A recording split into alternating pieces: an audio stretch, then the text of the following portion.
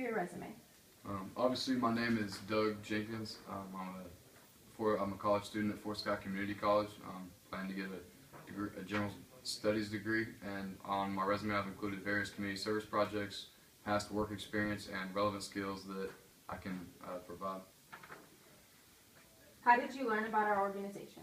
I learned about your organization through various websites online. I've been applying for multiple hedge fund manager jobs, and your company was one of the first that I found.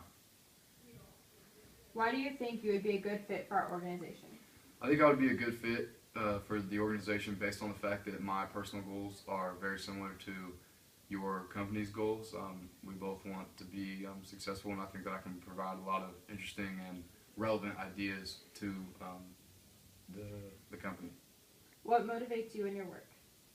Ultimately, I want to help people, and I think that being a hedge fund manager would help me, or would allow me to help a lot of other individuals. And if your company is structured around that, it would feel like my work was very fulfilling within your organization. What experiences have you had which you believe qualify you for this position? The main experience that I had would be the internship that I had at UBS Financial Services, conducting financial research for potential clients and transferring that information to actual financial advisors. Give me an example of a time when you faced obstacles in achieving a goal. I was employed at a company called Balls and Strikes, where we taught kids how to hit and ultimately increase their baseball ability. And it's very tough handling little kids when they're young, just no matter what you're doing with them. And I think that if I can show patience and maturity with little kids, that I think ultimately in a bigger market and more advanced field, that I would show the same qualities. Tell me about a time when you made a mistake at work and how you dealt with the situation. During the internship at UBS, I accidentally received or looked up the information of clients that was on the wrong list. I was only supposed to do a certain list, and I ended up doing the other list, so I had to go back to the financial advisors, apologize for giving them the wrong information, and then I did all of the work over. And I think that shows that I'm willing to take responsibility for my mistakes and go ahead and make it up.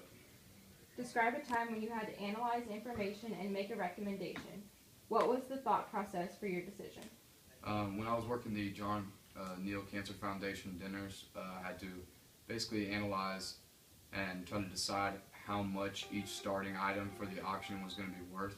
And that's kind of a tough job, but ultimately we did it successfully and raised a lot of money for cancer research and awareness. That concludes my questions for you. Okay, I would also like to ask you a couple questions.